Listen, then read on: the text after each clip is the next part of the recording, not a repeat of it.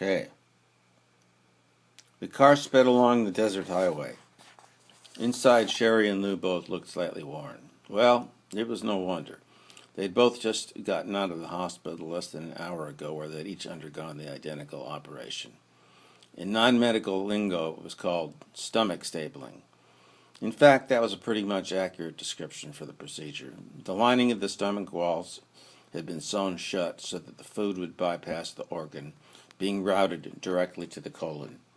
The result, Doc Sheffer had promised, would be a weight loss of up to 150 pounds. But now the two women were getting tired of driving. It would take 6 hours to get back to their homes in Bakersfield. Sherry figured that if she averaged 75 or so, they'd make it back by about 8 that evening. "Say, hon, how you doing?" said Sherry. "I think there's a Howard Johnson's coming up." "Why not?" Lou answered. She was hoping there might be another piece of that lemon meringue pie she'd eaten the last rest stop. Both of the women were extremely fat and sweaty. Unfortunately for them, the air conditioning in the old Merc was broken, causing their backs to stick to the plastic seat covers. "Is there another Dr. Pepper in the cooler?" Lou said. "I'm sweating like a damn pig." "Just orange crush," said Sherry. "Probably warm by now."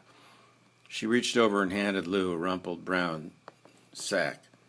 Lou took the can of soda, popped it open, and downed half of it in one long gulp. Then she took out a pack of Camels, pulled one out, tamped it down on the dash, and lit up. Sherry was having trouble staying awake now.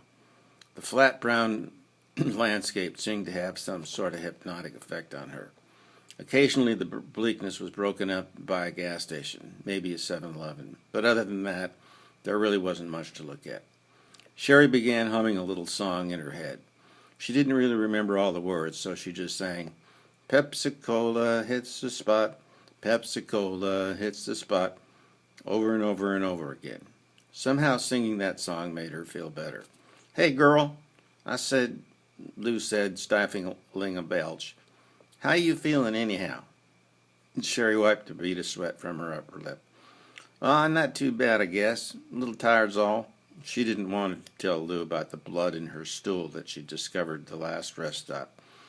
No use worrying Lou. Heck, Lou worried about everything under the sun anyhow. The heat bore down on the old Merc. Vapors of steam rose from the hood every time they hit the road. Lou swiped at her neck. Sherry opened the window, causing her dull brown hair to poof up into little tufts along the side of her head. Lou flipped on the radio, turned on the dial until she settled on a country station. She cranked up the volume a notch. "Oh, I just love me Barbara Mandrell, don't you, babe?" But Sherry didn't answer. She was off now, lost in the song she was humming inside her head.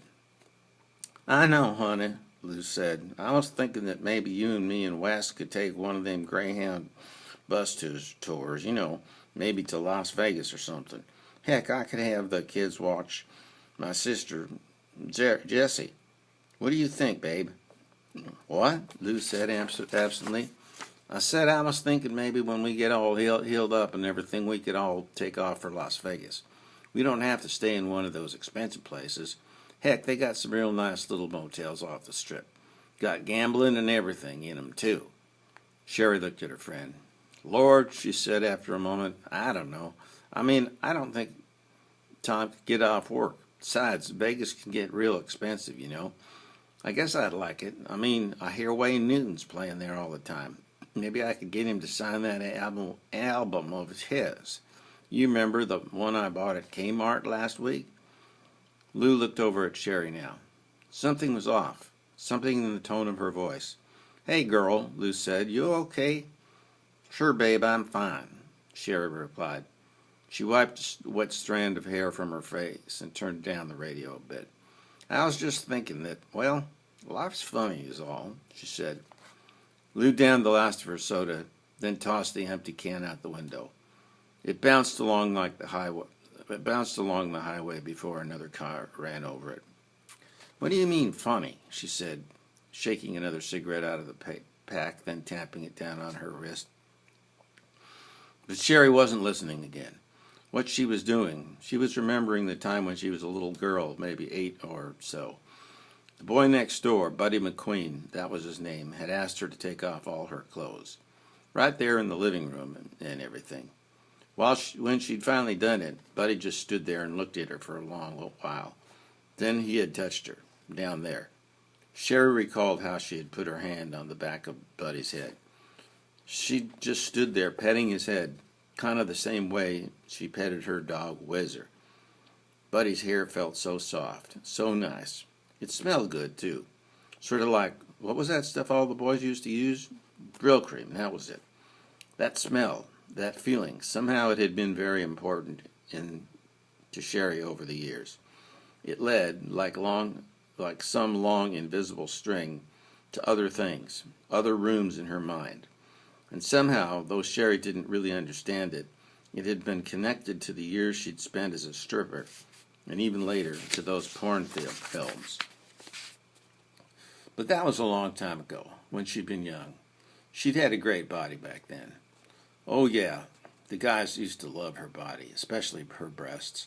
But after she'd gotten married to Tom, then had the boys, Sherry could actually feel herself getting soft. Yeah, kind of soft and mushy. She didn't mind, though. She was too damn tired to mind. In fact, in a funny sort of way, she was getting soft felt kind of nice. It really did.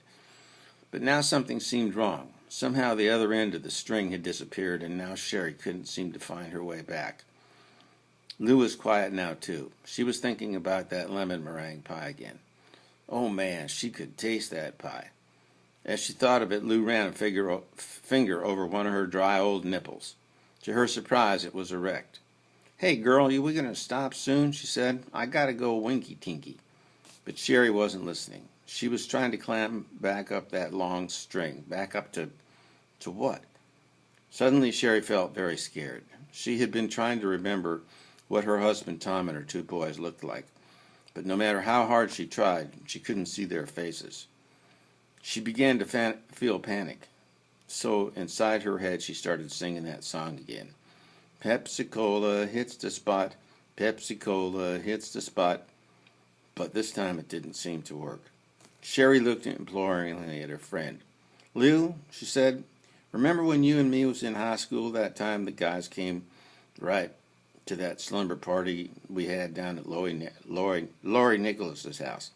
Remember that boy, Rodney Dillingham? How he kept trying to get me to go into the bedroom with him? You know, so we could make out and stuff. You remember that?" Sherry knew that she'd better keep talking. She was really beginning to feel quite peculiar, although that's what she felt. So alone, as if she just was not attached to anything in the world.